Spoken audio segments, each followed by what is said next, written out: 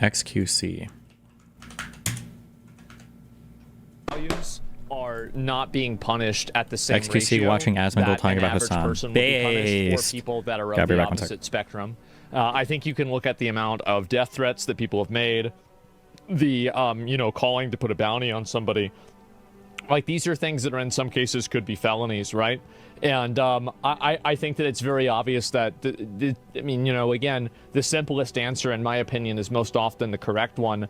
The reason why people like Hassan get unbanned very quickly and they don't get punished as much as other people do. Like, there's VTubers that get banned for 2 weeks because of, like, their character's outfit. Hassan gets banned for 1 day for... You guys, you can appeal your ban to Twitch, okay? You can appeal, and it'll be about a day if you appeal and you have a correct reasoning. I appealed my ban for the bean. They said no. All good though. Hey, I don't have a chip on my shoulder. I'm not mad about it. Or, I'm not mad about you know, and again, like, if they're acknowledging that he did this, then this is them acknowledging that, right? And I saw he was trying to blame me for this. Twitch pulled the trigger, not me. If I report him or I do something like that, which, by the way, I didn't, but if I did report him, like, it's not like they just have to listen to what I say. Or here's my new take. If a streamer, if you get warned about something, if they give you a firm warning, it should be productive for you to tell people. When I got warned back in the days, I used to tell the chat. Wanna know why? Not because I wanted to cry to chat, just to make sure that people know. If I do get banned about something, if I do get banned for something that I had a warning prior, and I have exhausted my good faith with the company, so that people that get banned for shit, they go, "Guys, this is my first ban. I didn't know about this," and they've been doing that 2 to 10, and they've had warnings, but they didn't tell anybody. This is like a democratic vote. Twitch makes the final decision with this. So if he's mad about me somehow getting him banned or something, I don't really see why. That's not what happened.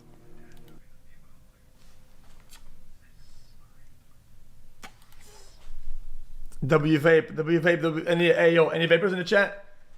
Any vapors? This is cool frozen lemon squeeze. Just off the press.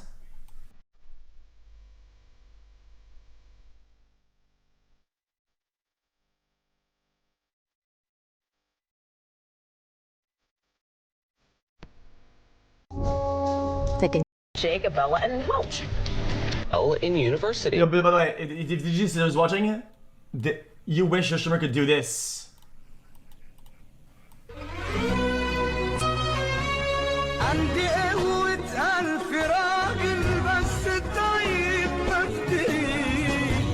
على قلب النديف عملوا مني إنسان مخيف عندي قوة ألف راجل بس الطيب مفتيش ضحكوا على قلب النديف عملوا مني إنسان مخيف ضحكوا على قلب. By the way, chat, no, this is literally me though. I always do that. I'm a chill guy, right? Dog.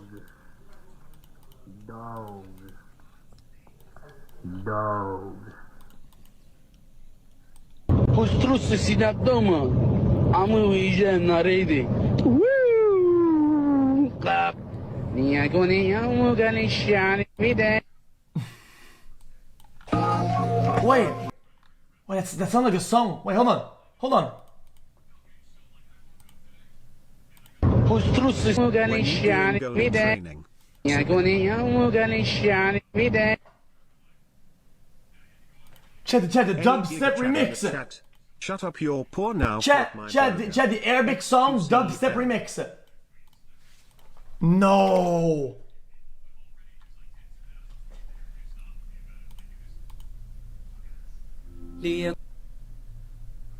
Wait, that was the one?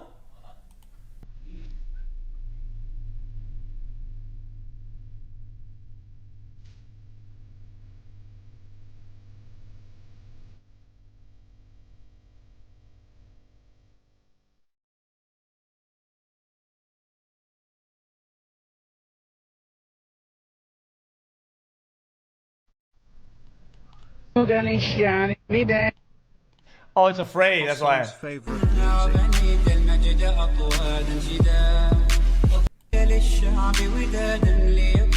Should I believe it's a phrase? Alright, place in front. Allahu Akbar, Allahu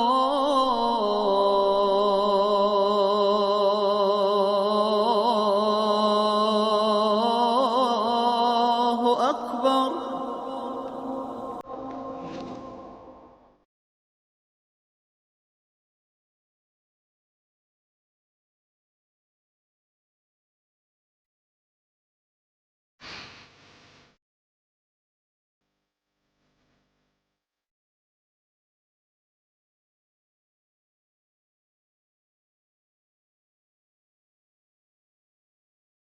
I was thinking.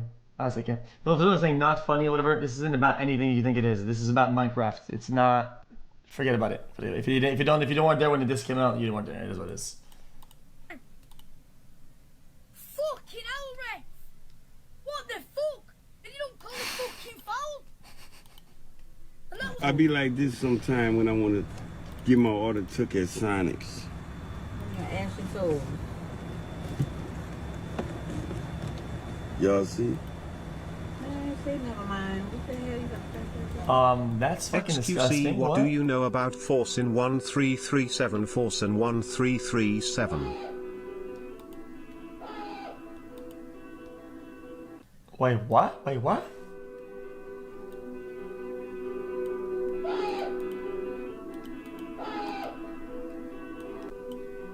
XQCL.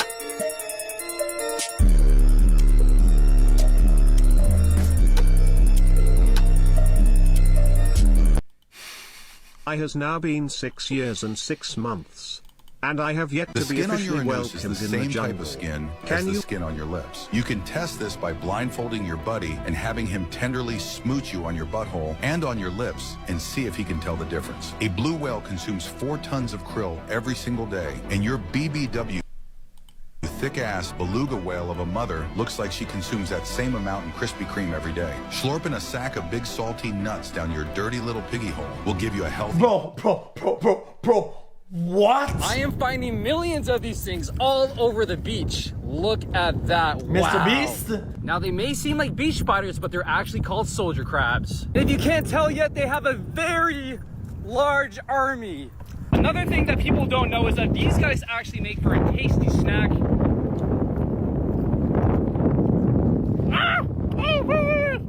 Now that right there is an incredible sight to see. We probably have roughly 10,000 right there. Let's get a close-up of that. Wow. Wow. Oh my God, listen to this sound. Ew. What? Wow. I think crabs are the most disgusting creature of all time. Oh my God. I've never seen anything like this. I've never seen anything. Chat, it has weird, like, flesh inside a rigid carcass under the water, using hydraulics to move around. That's fucking disgusting. Anything like this. Oh my God. Yeah, Chance told me this thing. It doesn't use muscles to move, it uses hydraulics. No? Would the chat lie? Oh, pinch me. Come join the live to see what we find next. Well.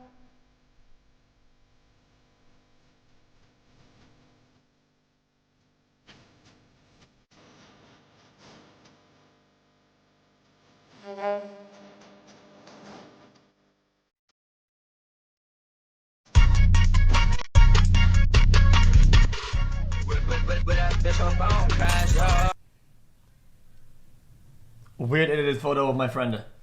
Weird.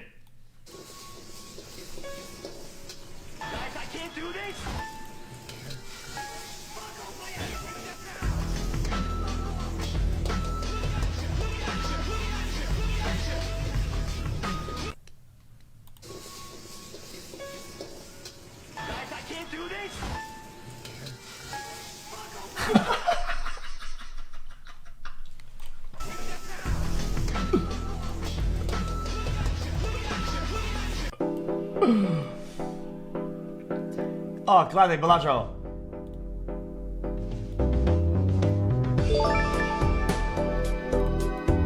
Gathering.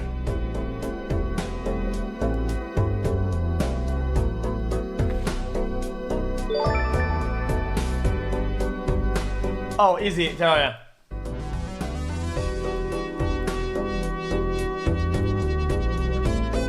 Here's muscle, okay.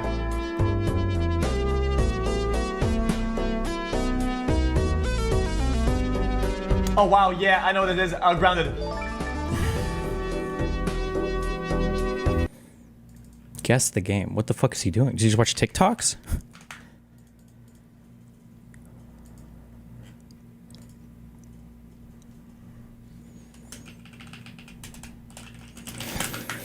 Yes, that's half a stream.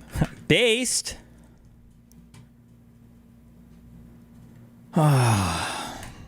She remains unapologetic and continues to push boundaries with her content and her opinions. Please welcome all Make 'em a Sandwich. Why real women?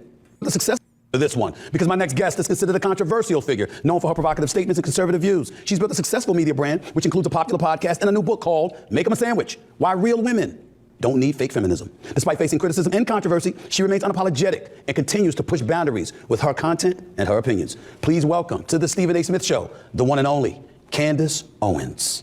Candace, how are you? Pleasure to meet you. How's everything? It is great, and I'm actually so excited. I kept this from your producer because it's too good for me not to have told you as we're running live, because this is a full circle moment, but I've actually met you before. Okay. And my ex-boyfriend many years ago was a huge Stephen A. Smith fan, so we watched you and Skip every single morning. And then we went to a Knicks game, and he was like, do you think you can get him to give you a handshake? And you were coming in into like after the game had ended, you were obviously in the front, we were not that close. And I was like, Stephen A. Smith, please shake my hand. And then he caught it on camera, and then you gave me a high five, and it basically made our whole life, just so you know. Well, listen, I'm glad we have a fond memory together, but it's a pleasure meeting you. And just for the record, you are not in enemy territory, so I've got a lot of questions to ask you. But before I even get into all of that, I hear congratulations as an order, mother of 3, expecting a 4th child. Is that true? That is correct. 8 more weeks to go here, so it's just a factory over here. And thank you very much. It's a blessing. Absolutely. Congratulations to you and your... It's her personal life, so I mean, I don't know how politically relevant it is, I guess. But man, the circumstances from what I've heard around her like fiance and everything is just super weird. That she went to the UK and she met a dude who's some rich guy, and in 17 days supposedly they got like engaged, and she's just been like pumping out babies ever since. It's just a very weird set of circumstances, but I don't know.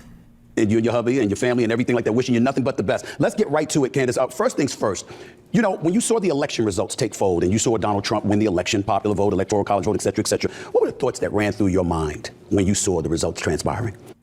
You know, I think that the first thing I thought was that old school expression, it's the economy, stupid. You know, we've done a lot and everyone's screaming at each other all the time. There's been all these social movements and he versus her and black versus white. But at the end of the day, people just weren't living well under the Biden regime. I call it a regime, but it gets down to how was I living? What were the gas prices? How expensive are groceries? Are you willing to try something different? And I think genuinely there's a fatigue that is setting in, that has set in, that was beginning to sort of percolate, of people that are just exhausted with being angry. Do you know what I mean? Like the media constantly selling, this guy's this guy's that, she's this, she's that. I think we're all just tired, and that's kind of a good thing. Do you believe that Donald Trump won the election, or that the progressive left and their thought process, their policy, some of the things that they were spewing, it was more product of them losing? That's what I've been saying. It wasn't about him winning. It was about America saying, nah, he's closer to normal than what the hell we're hearing over here. We don't like this. And that's what transpired. What do you think it was? You are completely on the money with that. It was really more that the left lost. And it was a weird... It was very strange to watch Kamala run. I will say that, because she really only ran for 100 days, right? Trump had been running throughout four years, basically, kind of upset about the loss in 2020. And she kind of just comes in and it's almost like a coronation, which I think was disrespectful to the left-leaning voter base. Like it was just, well, he has kind of said he's knighted me and therefore I am the person that you should be electing. And she didn't really work for it, and rather was, I think, quite accusatory. If you don't elect her, it's because you have an issue with women. I don't think Obama's speech to the brothers, the quote-unquote brothers, helped him any. He's been gone. You create reality by speaking it into existence. It sucks because like Kamala, it was unbelievable to me. It was a worry that I had with Kamala that, oh God, black woman, how much fucking cringe DEI shit am I gonna have to hear from her? I don't think Kamala ever brought up like the fact that she was black and a woman, and that was a huge part of her campaign. It was insanely marginalized when it. I don't know if she ever brought it up ever. I'm sure other people around her did. For Hillary, obviously being a woman was like a big part of that campaign, but for Kamala, bro, conservatives honed in on this black woman thing so much. She barely ever brought any of this shit up. If she ever did, I'm not sure if I ever heard her bring this up. It was so minor in her campaign that for her to fixate on this now. It's hard because you have to keep in mind that Candace is a sellout piece of shit who's also traitor to this country, loves Russia, has been on flights to Russia to take Russian money, also hates black people and hates women. So for her, she's obviously got this perspective, but just keep that in mind. in Martha's Vineyard, living in a house, God knows how much it costs, not something I could afford. And then he kind of reappears to sort of lecture the brothers about their responsibility. And I just don't think it sat well this time around. Just a different time, a different audience, and people kind of realizing, hey, that's not really enough. Paint me a vision. Like, tell me what you're actually going to do for me. Don't tell me that it's just simply my responsibility to give this woman votes because she's a woman. You know, I want to transition to Trump, back to Trump in this regard. We just saw it, the world just saw. It wasn't a press conference or anything like that. I don't call it that. Him with Ukrainian President Zelensky and how he went at him and what have you. Now, Zelensky, if I remember correctly, you didn't speak too highly of him. I want to make sure I'm quoting you accurately. You called him a homosexual actor. Is that true? Did you call him that? I also just called him the neighborhood crackhead, kind of just goes around asking for money. I called him a welfare queen, ghetto. This is the thing. The media kind of had me depicted throughout BLM as this person that uses these words to describe black people. I'm like, no. Let's be very clear. When I'm calling somebody like Zelensky a welfare queen, there's a reason for that. You come here with your hand out, asking, making demands. It's funny because I was having a discussion with my husband about this. And, you know, it's people that tend to need the most that make these sorts of demands. And they're so arrogant. He's taken billions away, unaccounted billions, by the way. So you and I have to get to work because Zelensky wants his borders protected. And we can't have our borders protected because that would be a racist thing to ask for. But he's allowed to demand. Like, look at it's just so much. These guys have spent so much time doing this, like, far right, racially coded propaganda. It's like second nature to them, right? Why is it that Zelensky is allowed to have his borders defended, but America's not? Think of the equivalence there, that a Russian army invading Ukraine to steal territory on behalf of another country, that's the same thing as migration issues that we face. But it goes into that mass migration, far right, I'll say far right, not neo-Nazi, that mass migration talking point. That you and I get to work because he spent all the billions. His wife is shopping in Paris. The oligarchs in Ukraine are all buying yachts. And every single pro-Putin talking point. I'm sure she gets paid for all this. So at least she's like working for a paycheck. Every pro-Putin talking point coming out here. Yeah, I have absolutely no respect for him, but I want to say I have not respected that man since day one. This is not something that's new. I just saw him coming. It's not something that's new, but what about Trump and Vance and how they conducted themselves? You and I might disagree on this particular issue because I don't disagree with what you're saying in terms of, I was on the record saying, listen, you're coming with your hand out, you need money. You might not want to be confrontational. You might want to be a bit more diplomatic, Zelensky, because you're the one that's in need. And Trump wasn't wrong when he said, oh, you don't have any of the cards. You don't have any of the cards. The flip side to it, however, is that the press conference, you're in the Oval Office. We know this is the White House. This isn't someplace in Ukraine. And he's got broken English and you got the vice president interrupting him. You got them, I thought, somewhat bullying him to some degree. I just didn't think it was necessary. It was a good look. That's where I'm coming from. Am I wrong in feeling that way? No, I think you're perfectly, I mean, these are your feelings. They're valid, right? If that's how you felt. For me, I felt it was refreshing. I'm so tired of politics. I know they always button it up for us. They're constantly telling us, oh, this, and saying things that sound good, but don't actually result in good things. And I think it was. Also, the accusation is a confession. Keep that in mind, too. They sound good, but don't result in good things. Like, basically every single thing Trump has said. What has Trump done besides tax cuts in his first year?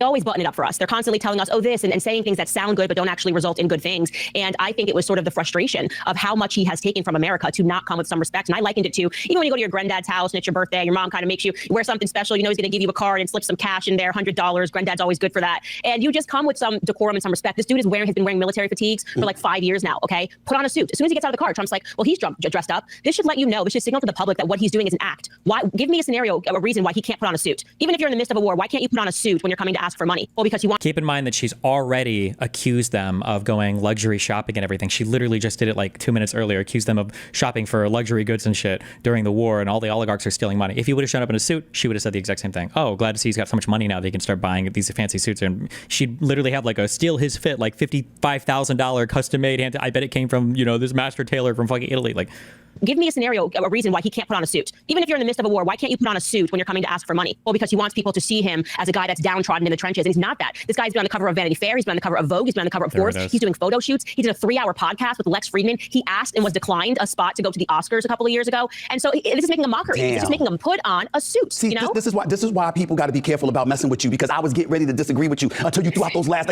I didn't know he's not prepared for this conversation. He's got the aura, but none of the facts. They never have them both, huh? Tried to go to the Oscars. I didn't know he tried to be on the cover of Vogue. I didn't know that stuff, Candace. I honestly didn't know. Okay, that does change it a little bit. And he is a literal actor, by the way. You know that, right? That I know. What I will say this, any sympathy for the fact that Russia did attack. Like, you know that Trump most of Trump's money has come from being an actor as well, right? On The Apprentice, like.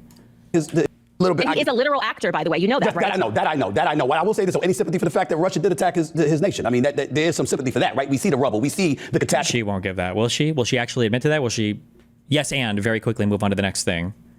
That is Ukraine. We've seen Putin bombing them for crying out loud. We've seen that happen, right? Yeah. So the thing for me is, and the reason why I say that. There we go. So we got to make this Ukraine's fault. Okay. What are our options here? Well, most Russians wanted to leave Ukraine, so he was justified in attacking, or Ukraine was already engaged in a genocide against ethnic Russians in the southeast, or just talk about how Zelensky's a massive dictator and he's doing all these horrible things anyway, or we could do the fourth one, I just don't want to be involved at all, who cares? Maybe. One of those four? I'm giving you a lot of options, but... I've had this opinion since the very beginning is I don't rely on politicians. I think all politicians lie. And so I was reading the transcripts leading up to this moment of Putin's speeches and Biden's speeches and trying to discern what the truth was. And Putin was saying, you guys gave us assurances that NATO was not going to expand 1 inch eastward into our territory. Essentially, NATO is a military. We were putting a military. So yeah, guys, this is a lie. What speech? Putin didn't. What was the speech?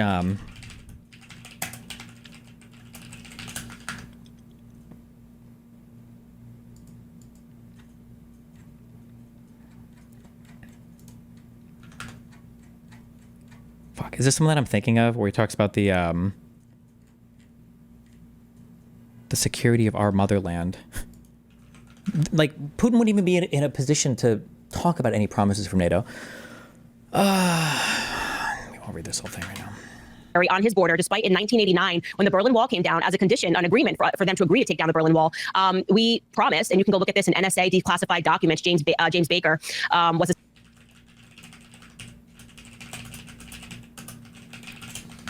She is right. Like, you can see this.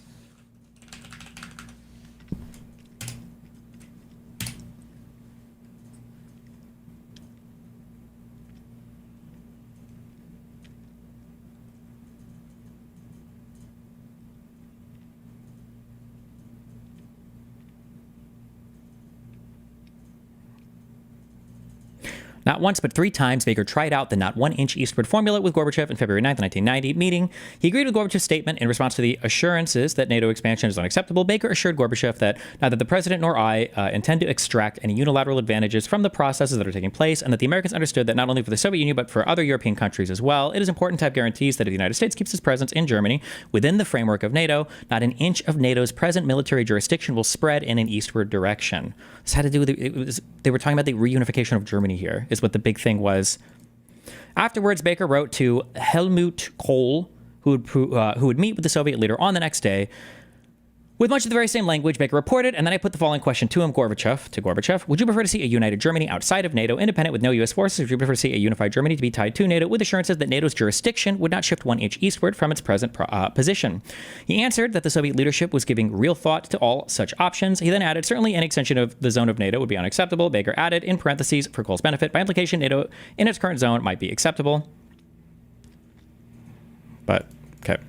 Was the Secretary of State at that time. Yes, we promised them that we would never move NATO eastward. So you have to imagine the memory that they have. And they're going, why are you now doing that? Now all of a sudden we're saying that Ukraine is going to join NATO. And he's saying this is unacceptable. America can't keep changing its mind. And so when I was able to validate what he said and to read the speeches, you cannot walk away from that without understanding that we are the aggressors. Everything that we say Russia is doing, recreating the Soviet Union, we are doing that. What is the European Union? What is NATO? And we've been getting away from it for too long under this guise of quote unquote spreading democracy. So I fundamentally disagreed with what I saw as Western propaganda trying to paint Putin as a monster for holding us to our promises and not telling the public that. He just randomly woke up one day and just said, I want to do hood rat stuff with my friends, and he went into Ukraine. That's a fairy tale. That's not what happened. And not beyond that, like you saw when he said. You got to reach out to Stephen A. Smith, regardless of what you think. Yeah, sure. I'm sure I can go ahead and hop on his show real quick. Yeah. Oh, this is about Gorbachev and that conversation, or those conversations with Baker. Today, people ask me why it was not stipulated in the treaty that NATO must not expand to the east. The following should be taken into account. NATO and the Warsaw Pact existed at that time. What was there to fix in a treaty? The question did not even arise back then. In other words, it is a myth that you were betrayed by the West regarding NATO's eastward expansion. Yes, it's definitely a myth. To be fair, there's a 25-second clip, so we can find the larger speech. But I think he's also spoken a second time about this as well, but whatever. Sat down with Tucker Carlson. He asked to join NATO himself. Why are we not having a productive relationship with Russia? I call that Cold War. It's just every single talking point. every single rehashed talking point over and over and over again. I tweeted out something. They try to shame liberals, or they try to shame Democrats on this. It's obvious that there was some Democrat operative or Democrat messenger or whatever that was putting this out. Chuck Schumer, Elizabeth Warren, and Cory Booker posted identical videos word for word right before Trump's speech. Inflation is getting the prices of grocery, gas, housing, eggs of essential. So they're trying to point out, like, oh my God, the Democrats are being controlled by doing this. All the Democrats are doing right now here, though, in this is they're just playing catch up. Republicans have been doing this for years. They have word for word repeated the exact same talking points over and over and over and over and over and over again. Like, they do this constantly. And then when Democrats start to do it, yeah, they try to make fun of them. Just, oh my God, look at how horrible this is. But like, how many times have we heard, and how many years old have these talking points been debunked, but they still repeat them because they're very careful about who they talk to. They're very careful about staying in their own echo chambers. They're very careful about avoiding all serious confrontation. They only bring on people to their shows that are willing to play ball and play friendly with them. And that's all they do. And it's a very intentional strategy so that they can keep repeating the same lies so that they can construct reality in front of you and then make you have feelings about the reality that they've built for you. That's what they do. This is all highly intentional for people like Candace Owens or other people on the Daily Wire. I know she's not on the Daily Wire anymore, but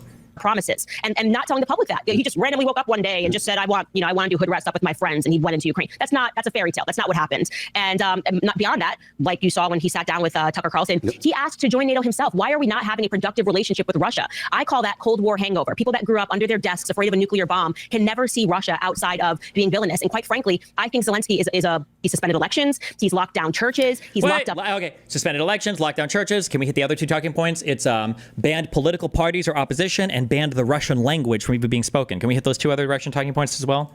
Nuns. I'm a Christian. I don't like this guy at all. She missed the political parties and the Russian language too. Those two bullshit talking points. I was being quite honest. I get that part. Let me transition to you specifically and get to the real reason I wanted you on this podcast. First, before I even get into that, I want to ask you, I know your voice is very, very powerful. For those of you who don't know, top 10 on Spotify. I mean, you're one of the top podcasters in the nation, if not the world. I know everybody tries to listen to you, and they should, because you are not an idiot. You know what the hell you're talking about, and you can challenge anybody, and I give you credit for that. I got to ask, however, though, leading up to the election, your voice was far more conspicuous in the past, over the last several years, than it was right before the election. Am I wrong in saying that? And if I'm right in saying that, why was that? Yeah, so there were some life changes, obviously. I was pretty publicly fired, so there was a lot of things that I was just doing, trying to start my own business and to get back onto the airwaves. But going back to what I said earlier, I have had sort of a fatigue with politics. I was quite bored, really, with the same arguments. I need a little bit of a challenge. And I like people to argue things honestly. Whatever your opinion is, it's totally fine, but just let's argue honestly. And this is always a lie. They don't want argument. They don't want honest argument. They don't want us on debate. They just want to have it to be like a show. It's a show. It's all a show.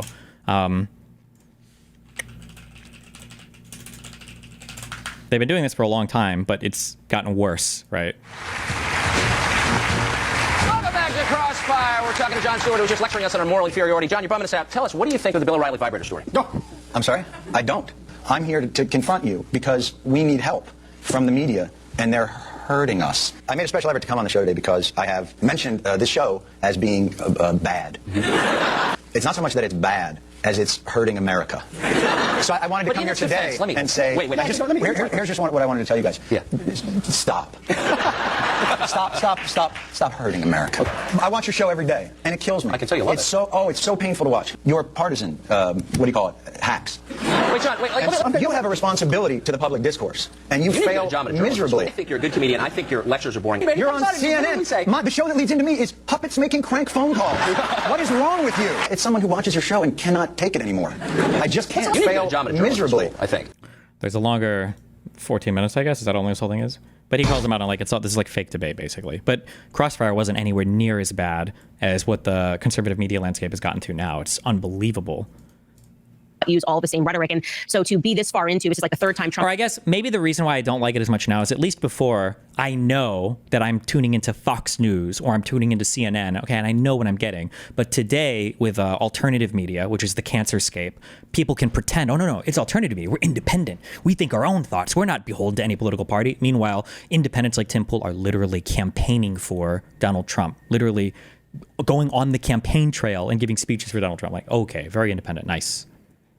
whatever your opinion is, it's totally fine, but just let's argue honestly and not use all the same rhetoric. And so to be this far into, this is like the third time Trump is running and we're seeing the same thing. Oh, everyone who supports him is a racist, is a sexist. I'm just bored, you know? And I've always, by the way, been very passionate about culture, vaccines. I'm also a mom now. So in the beginning, I was married, I had no children. Now my interests have naturally shifted since becoming a parent. And so I think people are seeing more sides of me. And in many ways, I'm growing up publicly. And it's been refreshing, refreshing to kind of take people on the journey and to show people that I'm not just a Trump supporter, which the media did a very good job of painting that caricature of me. You don't think that's you don't think that's I don't want to call it a caricature, but you don't think that's an accurate description of you as being a Trump supporter? No, I am a Trump supporter, but I'm not just a Trump supporter. And I think in the beginning, they kind of made it seem like I was always angry, always talking bad about black people, which is like any person that listens to my podcast, white people get it 10 times worse. But the media will only pluck a clip when I'm speaking about a black issue. And then it's, oh, there she is again saying stuff about black people. They did a very good job of conditioning, I would say, the public just via the mainstream media and flashy headlines to think that I had, like, they called me a self-hating black person. It was completely wild. It was out of control. Well, listen, this is the thing, and this is the thing that gets me in trouble, because obviously me being a black man, me being a centrist, sort of center left, as opposed to center right, I've been one that was inclined to vote Democratic, at least for the presidency, for the vast majority of my life. If it was anybody other than Trump, I think I would have voted conservative this time around. I'm sort of becoming even more enlightened. I'm going to use that word because I was so disgusted with the left and what I saw. My patience has run thin at times. And then I've listened to you over the years. And one of the things that I didn't like is like what you just described, what people would say about you. And I'm saying, well, wait a minute. Is she wrong? What is she saying that you disagree? Yeah. How come you can't say you disagree with and make your points as to why, like she does, as opposed to just attacking her? Which brings me to my next question. What's it like being a black conservative in America? Nobody better ask this question than you.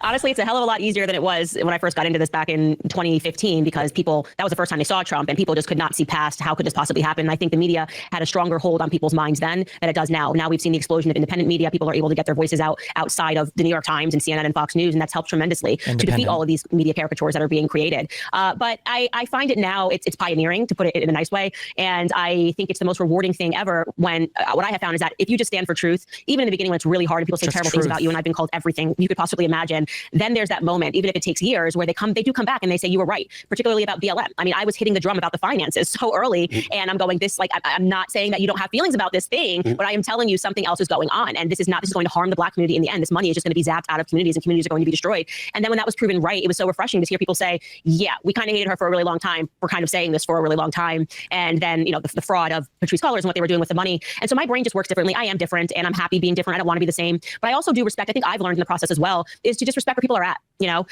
My sisters did not like where I was at when I started speaking the way that I was speaking. How many sisters do you have? I have two sisters, and they're my best friends. So one is a year older, one's a year younger. So we're like a trio. So they sandwich you. They sandwich you. They will get you. They sandwich you, huh?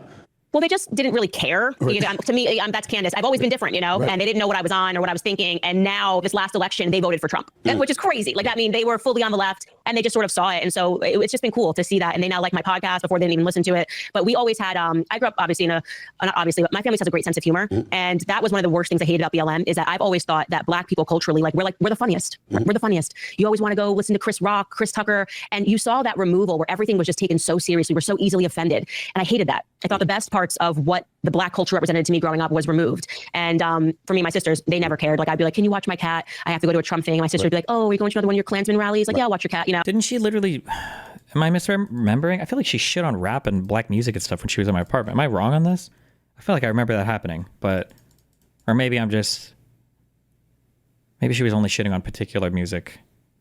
It's always a joke. Yeah, and I get it. And I guess for me, because I think about it, and I remember when you showed up, I believe it was in Paris, you were with Kanye West, and you were wearing the White Lives Matter shirt and what have you. And I said, damn. And I was upset. I was actually upset at you. And here's why, Candace, because I looked at it and I said, no, don't give the ammunition. Don't give the ammunition. You can sit up there and you can talk to folks about your views, what you know, and educate folks without them being closed-minded because they saw something and visualized something and automatically deemed that you were against us as a people. Right. So, I mean, as you reflect on a moment like that and you talk about the black community and politics, how do you feel? How do you gauge what's the right thing to do and what's not the right thing to do?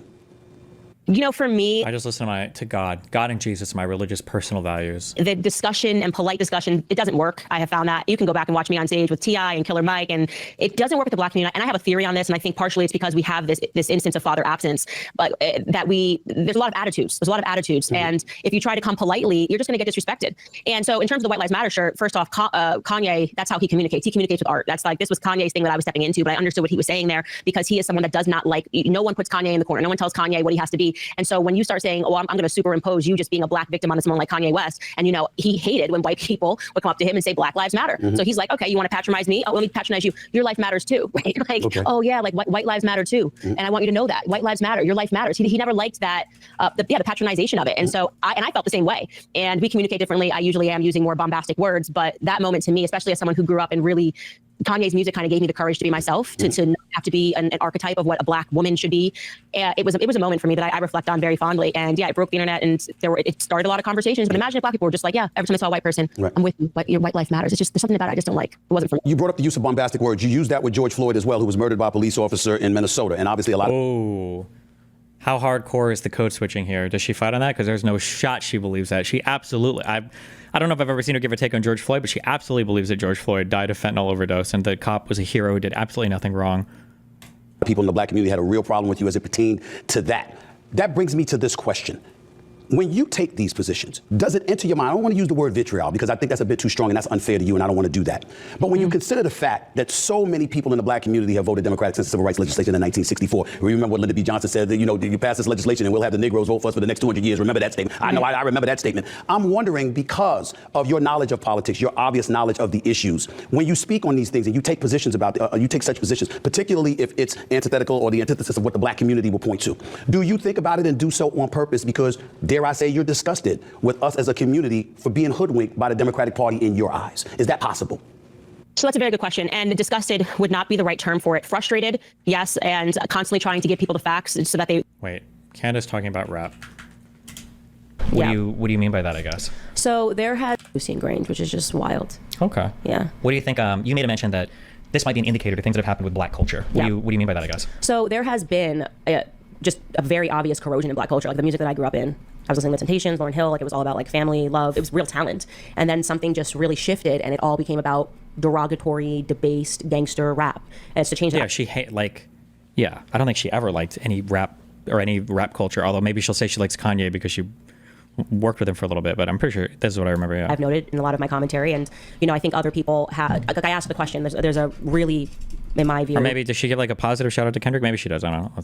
Disgusting artist, just in terms of the stuff that she publishes and the photos that she publishes, named Sexy Red, who they're now making a thing, right?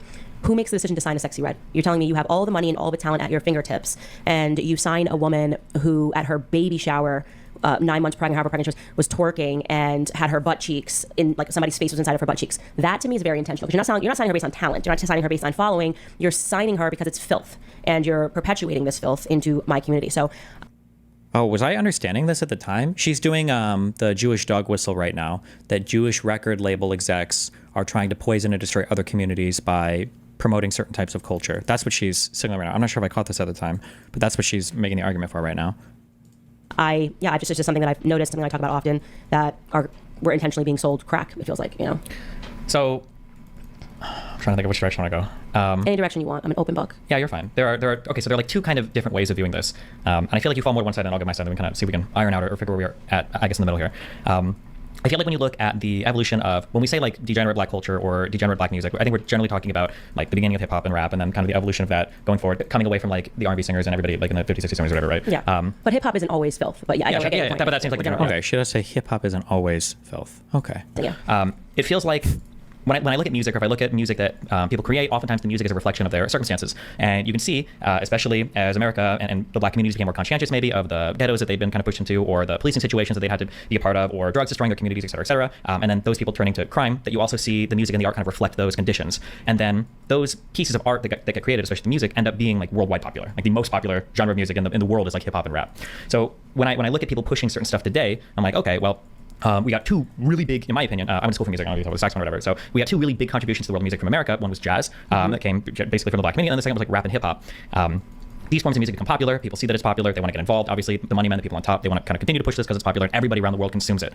I feel like there are a lot of market forces at work that kind of perpetuate this and keep this happening. And that feels pretty satisfying to me to explain what's going on. So when we ask, like, why is it a woman twerk? No one cares. Holy fuck. You're suggesting that this is this malevolent force working behind the scenes. Yes, there is. And so I'm going to push back on what you're suggesting here. You're suggesting that this reflects the community, and they're sharing their stories in a way that makes sense. That's completely not true. Okay, WAP does not reflect the circumstances that black people are living in. Singing about your vagina and how hard it's getting pounded is not the circumstance of living in the hood. I come from nothing. It's not that did not make me feel closer to the circumstances that I grew up in. And unfortunately, that's actually what people are telling Black Americans. Like, actually, it's working the other way. You're putting something, your eyes and your ears are the windows to the soul. And you're basically, when you celebrate someone, and I'm using Cardi B here as an example because I think people are probably more familiar with her than they are with Sexy Red. When you put someone like that on the Grammys stage, which is, again, a decision being made. When I was growing up, the best, most talented people were on the Grammy stage. It was something you could watch with your family. And you still had poor people. You still had, you still had poor people. You still had people that were living in the hood. Okay, we didn't need somebody talking about their vagina in order to feel seen. So what? Okay, feels like kind of a different code to take than what she gave you, but whatever. They understand that Lyndon Baines Johnson was an avowed racist and he hated us, and yet we are doing everything that he wanted us to do. We are reacting emotionally and not rationally. We seem to be a stereotype of irrationality, actually. All we have to do is make them feel something and they won't react. And I want to be clear, it's not just Black Americans. The Me Too movement was another manifestation of that. That's why I'm doing this Harvey Weinstein series. But what really does upset me about the Black community is that don't all labels profit off artists in an exploitative way? No. Fuck, I say this word and it triggers half of my audience. Sorry, or the conservatives that are here, I guess. But she does I won't say Nazi. She does the anti-Semitic version of it. A lot of bad culture is pushed by Jews because they're intentionally trying to destroy or degrade parts of white society or society writ large. So when Jewish people sign Black people to record labels, they're picking the most degenerate type of culture so that they can destroy Black culture or destroy Black families. She did this also when she talked about how Jews are the reason why we have porn. Jewish people are the founders of all the major porn companies, and they try to push porn to weaken the white man's will to reproduce so that we can be outbred by mass migrants. All of these, whenever she talks about people pushing, she's not just talking about people trying to make money. She's not just talking about people responding to market forces, which is what I was getting at in my conversation. It's an intentional effort generally by Jews in order to subvert or destroy Western culture. That's what she's referring to. Station of that that's why I'm doing this Harvey Weinstein series. But what really does upset me about the Black community is that the manner in which we defend criminals. You will not find this in any other community, okay? So white person gets shot, killed, unarmed. They're not coming out. White people are not coming out and burning down their own neighborhoods, right? They're going to be like, are we going to talk about the J6ers? Because we just had a mass fucking, a mass freeing of a pardoning of all these people who literally invaded our fucking Capitol building, and half the country was celebrating those people being pardoned, but white person gets shot, killed, unarmed. They're not coming out. White people are not coming out and burning down their own neighborhoods, right? They're going to be Did you see the Black community attack me for going off about OJ being celebrated? Did you see that? Yeah. They conditioned us to actually defend the worst in our community. I don't even want, far be it for me to tell a Black man how to interpret Black history or whatever, but my understanding, my osmosis understanding is that every single fucking Black person knew that OJ fucking killed that woman, but they didn't give a fuck. It was like, you guys have fucked around with us for so long, and so many white cops have gotten away with so much fucking bullshit, and you had the history of Black lynching and all this shit in the United States. It wasn't happening at the time of OJ, right? But it was like, this motherfucker just walked. He's a famous, well-liked celebrity, athlete, right? And he was able to beat the system. Get fucked. That the people that quote-unquote celebrated OJ weren't celebrating him because he was a criminal necessarily, but because it was a Black dude that, for the first time in a lot of Black people's eyes, managed to actually beat the system that Black people have seen kind of like rigged against him for a long time in a lot of bullshit ways. I think that's where the celebration of OJ came from in general. I don't think it was a bunch of delusional Black people like, oh no, I think he's genuinely super racist. Although people like, who's that one guy? Fanatic have tried to rewrite that, and they're like, oh no, I think that OJ was genuinely actually, innocent or whatever. I think most Black people at the time were just like, hell yeah, fuck it. This guy actually beat the system for once, get fucked. I think. That's my general understanding of that, but I could be totally wrong on that. But white people are not coming out and burning down their own neighborhoods, right? They're going to be Did you see the Black community attack me for going off about OJ being celebrated? Did you see that? Yeah, they conditioned us to actually defend the worst in our communities. They just will let it go. You think Chinese people are going to run outside if they're like, well, listen, this guy was high on fentanyl. He got into a brush up with police officers and he died. Chinese people will be like, especially Asian moms are just dead serious. They'll be like, you idiot, good for you. So you're an embarrassment. Never come home. This is how Asian women are. They have a standard. You think Jewish people are coming outside and going to rally around? No, they all know that they think of that as like a natural process. We don't want to associate with that. And we have the exact opposite mindset. And when I say the exact opposite, I mean also the reverse of that being that the most educated and the most accomplished people in our community, in terms of their intellect, we reject. How can we ever get ahead, right? Oh, Condoleezza Rice, no, she's a traitor. She's Uncle Tom. Clarence Thomas, Supreme Court Justice, he's a traitor. He's an Uncle Tom. But Dr. Ben Carson, a literal... Sometimes also, these are just my outside views on Black culture. Sometimes I feel like Candace Owens is like trapped in like Black culture from like the gangster rap days too, where, I mean, like even if you look at just rap, like the types of artists that are popular today or celebrated, people like Kendrick, right? It's not just all like crazy gangster degenerate culture, loves drugs, worships drugs. I feel like she's trapped in like the, I don't know, like the late 20th century, where like at the height, like, I don't know, just I think that at one point in time, I think this was maybe a concern. I don't know if it's as big of a thing, at least in popular culture now. I could be wrong on that, but in our community, in terms of their intellect, we reject. How can we ever get ahead, right? Oh, Condoleezza Rice, now she's a traitor. She's Uncle Tom. Clarence Thomas, Supreme Court Justice, he's a traitor. He's an Uncle Tom. But Dr. Ben Carson, a literal brain surgeon. Black people will call him stupid. Because Ben Carson just says some unbelievably fucking unhinged crazy shit, but crazy. So there's no way Black America can get ahead with that backwards mindset where you put George Floyd on a t-shirt and you denigrate and disrespect someone like Clarence Thomas. I'm just not with it, you know. You got a new platform called Club Candace, and I'm wondering how important is you. I know you're going to speak your truth. If you look at the worst they have to offer, though, it's easy to come away with that perspective like drill rap. Yeah, maybe. And again, maybe I might be super fucking biased on this, just obviously, you know, being friends through Adam 22 and everything else. I feel like drill rap, I feel like it's a ton of white kids now, like more than ever before. I wish there was an easy way to like study or see the demographics on that, though, because I feel like the feeling was like stuff like gangster rap shit, even though it started to get popular with white people, that there was like a genuinely large part of like young Black people that were into the gangster rap shit. Do you think that is drill rap as pervasive in the young Black community today as gangster rap was in like the late 80s, early 90s? Do you think it, I don't know what the, I don't know if that's the case. It might be, and I'm just totally unaware of it, maybe.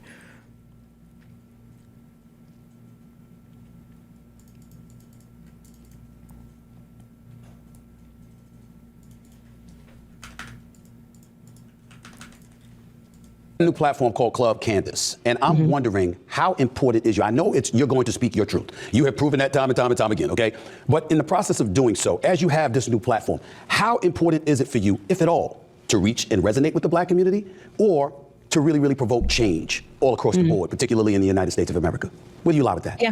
The number one thing is for me to reach people who want to hear the truth. And so that comes in all different shapes and sizes and colors. And our demographics have really changed. It's very mixed. People all around the world. Like I have, shockingly, I would say in Africa, they absolutely love me. I mean, like the amount of Nigerians who listen to my podcast daily, Uganda. So it's not a color thing. It's important for me to get information out that I don't think would otherwise be available. So with Club Candace, you know, I have my vaccine series. I am quote unquote anti-vax. Don't vaccinate my children. And I want people to know why. I want people, especially if you want to talk about something Black Americans should learn about. I wonder if I even believe her. I wonder if that's even true. It's the vaccine industry. We were targeted. You know, what was sent over to Africa. I bet her children are all vaccinated. I bet she's fucking lying. To experiment and make people infertile. Hispanic women, Native Americans, and Black Americans were experimented on, and this is the stuff that matters. And so also, obviously, the book club, to introduce them to the books that I read outside of the school system that kind of helped forge a lot of my opinions, a lot of my political opinions. And so that's really fun that we meet every 2 weeks. And so if you're just getting kind of whatever goes on in this headquarters of crazy, it's all happening at Club Candace. Make them a sandwich. Why real women don't need fake feminism. Explain that title, please. We just need to destroy the feminist movement. It's just so toxic. And I think that on the heels of Kamala's loss and, you know, women are unhappy because they're being told to compete with men. We are not like men. We are not built like men biologically, mentally, physically. We are just not men. And the idea that to be equal in society, I have to have the same aspirations as a man is going to be something that makes women chronically unhappy, which is what we're dealing with today. And learning the real history of feminism, and I'm mimicking Gloria Steinem, a famed photo of her, who was actually a CIA operative, will wake people up to the fact that these decisions that are being told to you. It's always coming from the CIA. It's always coming from the Jews. It's always coming from something else. There are no organic cultural movements. All these countries, these fascist countries or these socialist countries that have for so long tried to control society en masse, that have always failed miserably because it's almost impossible to unorganically control society. All of that's been solved and figured out. And now the CIA and Jews can very easily just construct and control all of society from behind the curtain, you know, constantly, like, with no evidence, by the way, but... Like, yes, the feminist movement was amazing. Was the CIA looking for a way to tax households 2 ways? And it has not led to the enriching of the household. It has not led to the enriching of our life experiences. And the biggest joys in my life are being able to be at home with my children and my husband. And I'm just tired of being told that makes me somehow backwards. We got to defend men. Yeah, there you go. Hey. She says every conservative woman that says this is the biggest feminist ever, who has their own career, doesn't appear often with their husband in public, you know, is like earning their own money, probably is out earning her husband, maybe, or her husband might be like a multimillionaire guy or whatever. But like, okay, why aren't you just in the household? Did she say she's 8 months pregnant right now? Why aren't you at home just taking care of your kids? Shouldn't you just be doing that? Like, listen, I'm not complaining. I'm not complaining about that. Not even a little bit, all right? You recently interviewed former Hollywood producer Harvey Weinstein from prison. Why did you want to talk to him, and what was the most surprising thing you got from it? I have been It was the woman's fault. hater of the Me Too movement since day one. Even before I had sons, and now I have 3, I knew that we need due process, and watching men lose their entire lives on the basis of an allegation. I mean, I could have literally ruined your life, Stephen. I could have been like, he touched my hand at that Knicks game, and I remember this, and cry. You've been done, canceled, over, forever. And that's wrong, okay? Because women lie. Men lie, women lie, facts don't lie, and we need due process. And oh so my God, she's watched the Harvey House. Weinstein case, someone brought it to me and said, take a look at it. And I actually thought he was guilty when I first got on the phone with him in prison. And we're totally on different sides of the political spectrum. But a friend had reached out and said, I think you'll be the only person that will actually take a look at this and tell the truth. And I've just always been committed to telling the truth. And it is my belief, and I think that once I show the public the facts of this case, that Harvey Weinstein was wrongfully convicted. And his case just got overturned in New York, as it should have. And now it's being sent back down in the appellate courts it got. So it's got to be retried. And I just want we got to go back to the beginning. We got to put this genie back into the bottle and back into the Me Too bottle. And it all begins with Harvey Weinstein. And so I'm really excited about bringing that series forward. Although she was fully convinced that Diddy was 100% guilty of every single crime he ever was accused of committing in the initial complaint, without seeing any evidence whatsoever for it at all, but just by seeing the thing. Crazy how she has so much charity for one side and none for the other. Got you. Before I let you get on out of here, you know, my producers in my issue mispronounced Kamala Harris's name twice. I want to make sure you didn't do that on purpose. You didn't do that on purpose, I just don't know what is it? Is it Kamala or Kamala? Kamala Harris. Kamala Harris. Kamala Harris. I don't know how to say her name. I don't know how to say her name. Meanwhile, I have fans from fucking Nigeria and Uganda, but I can't say Kamala's name. It's just too much for me. Whoa. I wonder if she's ever said Vivek Ramaswamy, although she probably hates him because of the H-1B shit, would be my guess. She definitely sided against him on that, so. That's what I said. I said Kamala. That's right. Well, don't worry about it. It's okay. It's all right. You said Kamala, but don't even worry about it. Send her to me. She's got an issue. I got you. Listen, I know you got to go. Thank you for your time. I just want to say one thing to you. I've interviewed a lot of liberals on this show. I'm telling the conservatives they're welcome on the show too. If I'm wrong, correct me. If I'm right, agree with me. I'm not in this game, contrary to what they've been writing about it. I like being fair-minded and giving everybody an equal platform to express themselves. And I appreciate you taking the time to come on the show. I really thank you for it. And you're welcome back on the show anytime. Thank you so much. I would love to come back. Like I said, this feels so full circle to me from the high five to this. So thank you so much. Works for me. You take care of yourself. All the best. I want to get in to what we just heard from Candace Owens, okay? Okay. Be clear. I'm fully aware. You heard her comments about Kanye. You heard her answering my question. You heard the way she answered my question about George Floyd. The primary reason I wanted her on this show was because I was curious as to how she felt as a black conservative, particularly as it pertained to black people, because of the vitriol that I've seen aimed in her direction. Are there times where I feel that she's a bit abrasive? Absolutely. Are there times that I feel she's that way unnecessarily so? Yeah. Even she acknowledged. She just don't have time. The mother of 3, expecting a 4th kid, preoccupied with a lot of things that occupy ourselves in life. And she don't have patience and tolerance for nonsense and games. That's how she feels. Everybody has their feelings. We have a right to disagree. And again, when we have a lengthier discussion, I will most certainly be a bit more probing and challenging. This wasn't the time for that. My first time meeting her, my first time talking to her, I wanted to hear what she had to say. And I wanted to hear the perspective that she provided to the masses out there and how unapologetic she is in doing so. I got that and I appreciate it. Because here's what I want everybody to understand.